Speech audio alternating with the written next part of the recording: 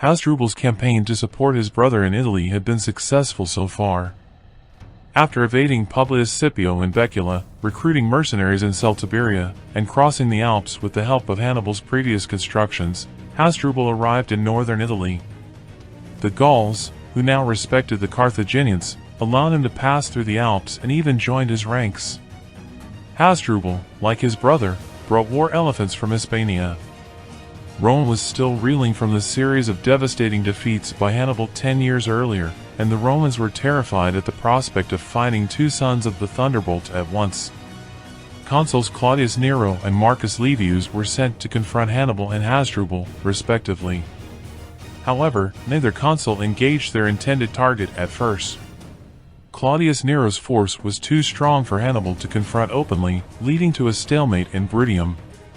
Marcus Livius, despite having additional Roman armies, cautiously yielded to Hasdrubal, allowing him to advance to Senna. When Hasdrubal sent messengers to Hannibal to arrange a meeting, they were captured by Claudius Nero. Realizing the urgency of the situation and the danger posed by the merging of the Carthaginian armies, Nero took matters into his own hands. He left his camp under the command of his legate and marched north with 7,000 selected soldiers of both young and veteran volunteers to join Marcus Livius. Nero swiftly reached Livius's camp and discovered Hasdrubal's presence nearby. Next day, the Romans drew themselves up for battle. Hasdrubal also drew his army up as well, but upon closer observation of the forces assembled before him, noticed that Marcus Livius' army seemed to have grown considerably over the course of the night. Hasdrubal realized that he was now facing two Roman armies. Fearing defeat, he retreated from the battlefield. During the night, Hasdrubal attempted to retreat into Gaul to establish communication with Hannibal but was betrayed by his guides and became lost along the Metaurus river. As morning arrived, Hasdrubal's army was disorganized, sleep-deprived, and trapped against the banks of the Metaurus. With Roman cavalry approaching and the consul's legions not far behind, Hasdrubal reluctantly prepared for battle. Let us take battle to our enemies! We shall chase these birds away! Put this army to flight! They lack our resolve! They lack our discipline! Draw your swordsmen and let us chase them off! The battle took place near the Metaurus River, close to Montemaggiore al Metoro. The exact numbers of troops on both sides are uncertain, as ancient sources provide inconsistent and insufficient data. Appian mentions 48,000 infantry, 8,000 cavalry, and 15 elephants in the Carthaginian force, while Livy claims that 61,400 Carthaginian soldiers were killed or captured at the end of the battle, with many others escaping. These figures appear inflated, and modern estimates suggest that Hasdrubal's army numbered around 30,000.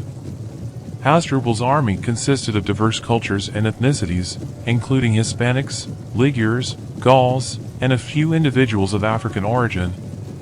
He positioned his cavalry on the right flank to protect against the superior Roman cavalry. The left flank was safeguarded by hilly terrain and ravines. The strongest troops, the Hispanic veterans, were deployed in a deep formation on the right flank, while Ligures formed the center, also in deep ranks. The tired Gauls were placed on a hilltop on the left, shielded by a deep ravine. Hasdrubal's army also included 10 elephants, positioned at the front. Notably, Hasdrubal introduced an innovative tactic by equipping the elephant handlers with hammers and chisels to kill the elephants if they turned against their own troops.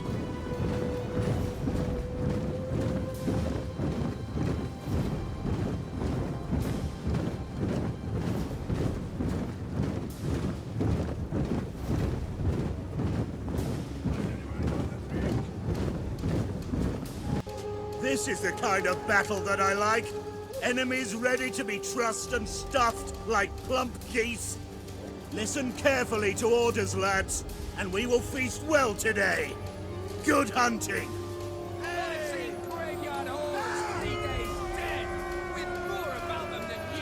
Marcus Livius' army had a similar strength, with additional forces commanded by Porcius Licinius.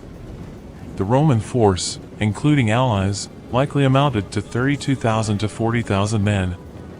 However, the numbers of allied contingents might have been reduced due to some Roman clients refusing to provide auxiliaries. The Romans may have also suffered losses in previous engagements with Hasdrubal. Claudius Nero's 7,000 troops were reinforced by approximately 2,000 volunteers during their march, resulting in a concentration of 37,000 Roman soldiers against Hasdrubal. Marcus Livius Salinator arranged the Roman forces in front of the Carthaginians. He took charge of the left wing, while Gaius Claudius Nero led the right wing, facing the unassailable Gauls. Porcius Licinius commanded the center of the Roman army, with the Roman cavalry positioned on the left wing, opposite the Carthaginian cavalry.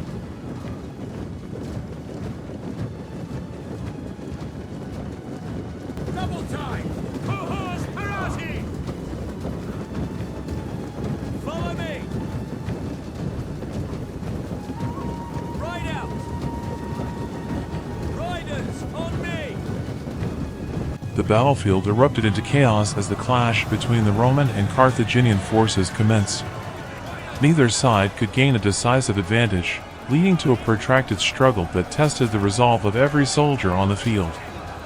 In the heat of the battle, the thunderous roar of elephants shook the ground as Hasdrubal unleashed his formidable beasts upon the Roman ranks. The sight of these colossal creatures charging through the enemy lines struck terror into the hearts of the Roman legionaries. Legionnaires were caught off guard, their formation shattered by the rampaging elephants. Trampled underfoot, some soldiers met a grisly fate, crushed by the weight and ferocity of these untamed creatures. Amidst the chaos, the manipulators Hastati, the first line of Roman infantry, felt their courage waver. The sheer power and terror unleashed by the elephants caused a momentary retreat as fear gripped their hearts. But these were seasoned veterans, battle-hardened from previous encounters with Hannibal and his fearsome war elephants. They knew the terrifying spectacle before them was not entirely new. Rallying their spirits, the legionaries mustered their strength and determination. They knew that fear would be their undoing, and they refused to succumb to it. With a renewed sense of purpose, the Romans faced the charging elephants head-on. Javelins arched through the air, finding their mark with deadly accuracy. The legionaries hurled their weapons at the massive beasts, targeting vulnerable spots and driving them back. A scene of frenzy and chaos unfolded as javelins clashed against the thick hides of the elephants. The air crackled with the clash of metal, the cries of wounded soldiers, and the earth-shaking bellow of the beasts. Amidst the onslaught, both sides suffered casualties, as the frenzied melee spilled blood and life onto the battlefield. Soldiers on both sides found themselves entangled in a deadly dance of survival, fighting not only their adversaries but also the stampeding elephants that threatened to trample their own ranks. Fear mingled with adrenaline as the battlefield became a maelstrom of danger and desperation. But the Roman legionaries refused to yield. Their spirit of resilience and discipline burned brightly amidst the chaos. With each throw of a javelin, with every swing of their swords, they pressed forward, inch by hard-fought inch. The desperate struggle continued, the clash of arms and the cries of the wounded filling the air. The battle raged on, its intensity unabated. It was a clash of wills, a fight for survival and supremacy. The fate of nations hung in the balance as brave men fought with unwavering determination, their hearts aflame with valor and the resolute belief that victory would be theirs.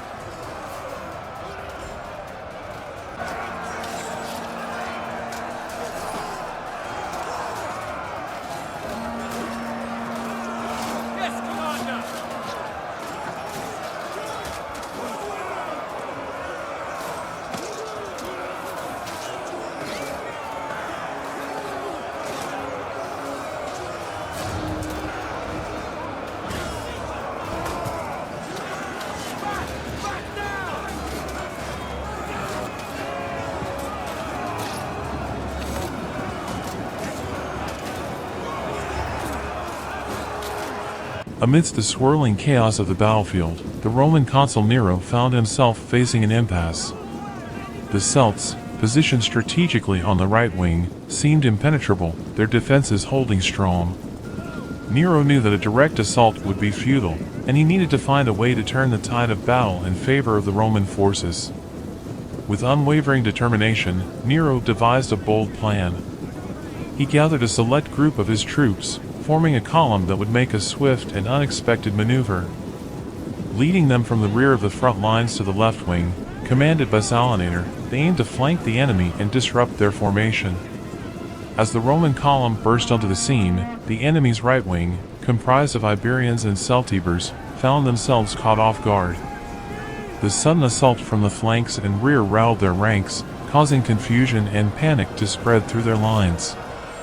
The element of surprise worked in favor of the Romans, and the disoriented soldiers of Hasdrubal scrambled to find their footing.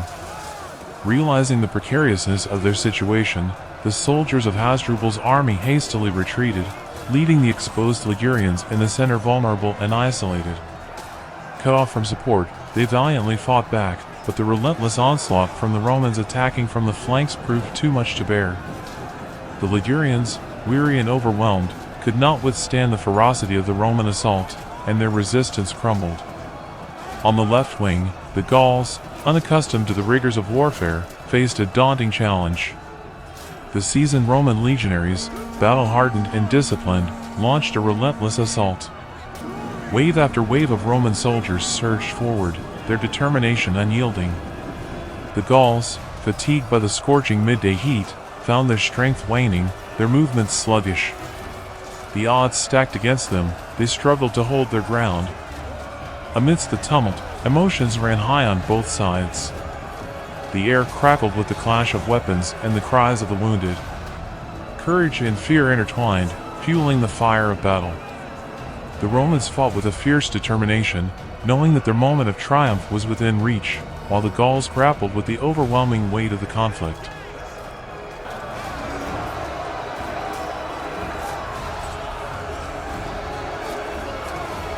As the battle raged on, Hasdrubal, a fearless and determined leader, fought alongside his men, urging them to stand their ground and keep fighting. His very presence infused his soldiers with renewed courage, rallying those who had started to flee and rekindling the flames of resistance wherever he went. On the Carthaginian left, the Gauls found themselves in the midst of a relentless assault.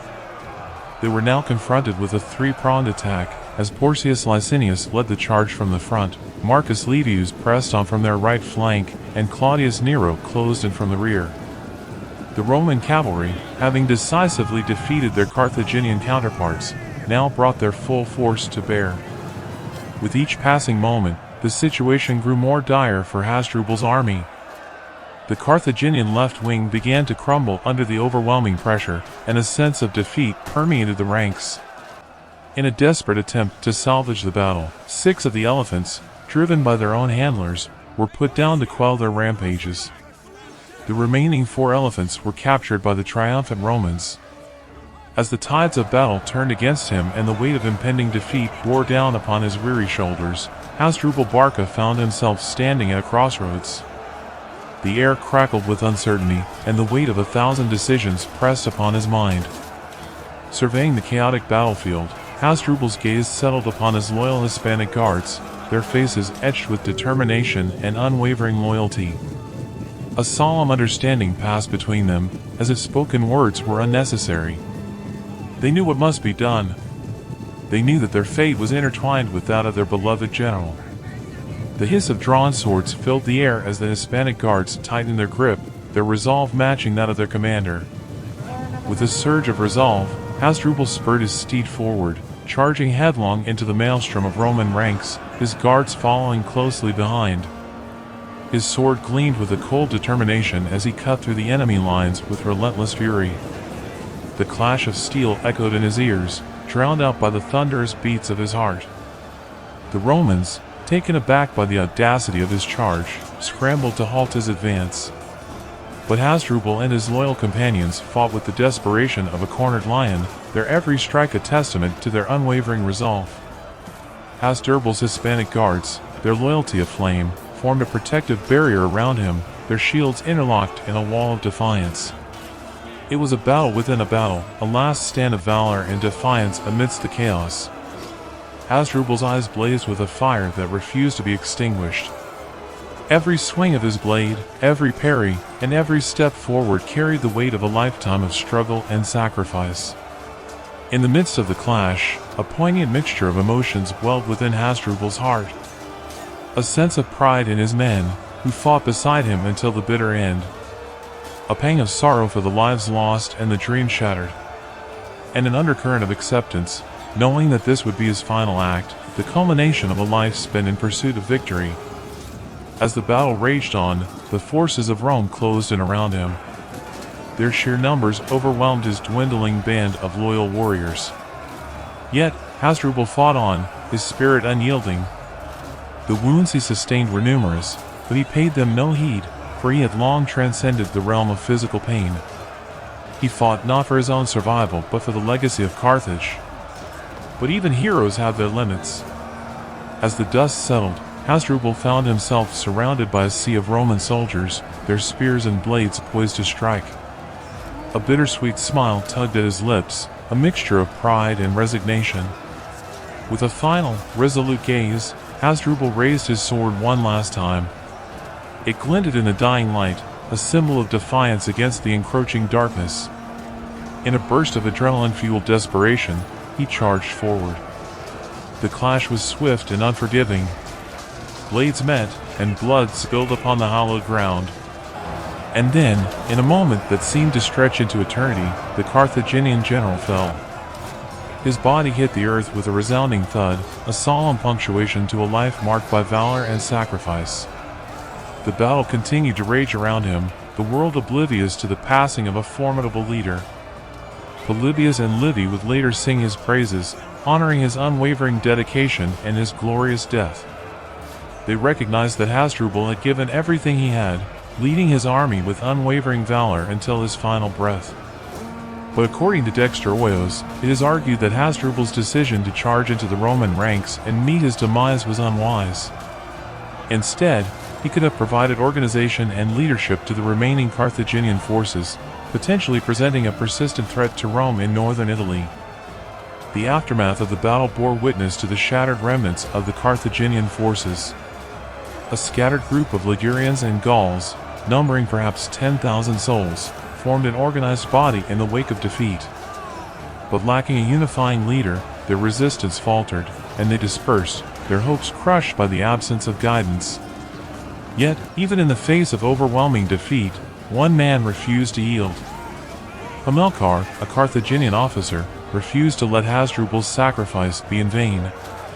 Igniting the embers of resistance, he rallied a Cisalpine Gallic army of 40,000 warriors, determined to avenge their fallen leader and strike a blow against the Romans.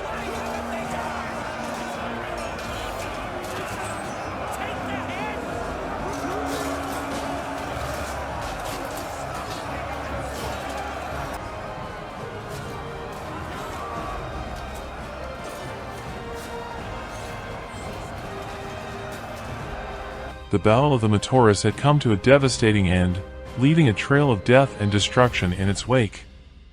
Claudius Nero, displaying a complete lack of respect for his fallen adversary, ordered the severing of Hasdrubal's head from his body.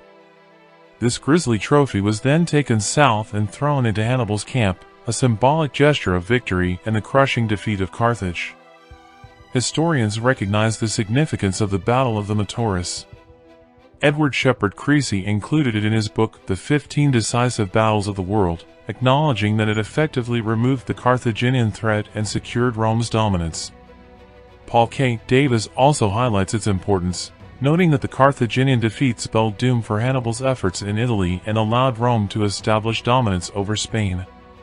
However, despite its historical significance, the Battle of the Metaurus often gets overshadowed by other major conflicts of the Second Punic War, such as Hannibal's triumph at Cannae or his eventual defeat at Zama. Nevertheless, the impact of Claudius Nero and Marcus Livius' victory at the Metaurus cannot be denied, as it holds a significant place not only in Rome's history but also in the annals of the world. The casualties suffered in the Battle of the Metaurus were immense. Polybius reported 10,000 killed in Hasdrubal's army, with an unspecified number of prisoners. The Carthaginians also lost 6 elephants, while the Romans lost 2,000 soldiers. Livy's estimates put the Roman and Allied casualties at 8,000 killed, not necessarily contradicting Polybius.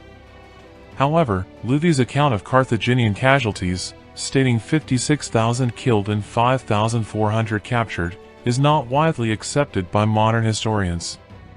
It is believed that the total number of Carthaginian casualties, including both killed and captured, was around 15,400, with 10,000 killed and 5,400 captured.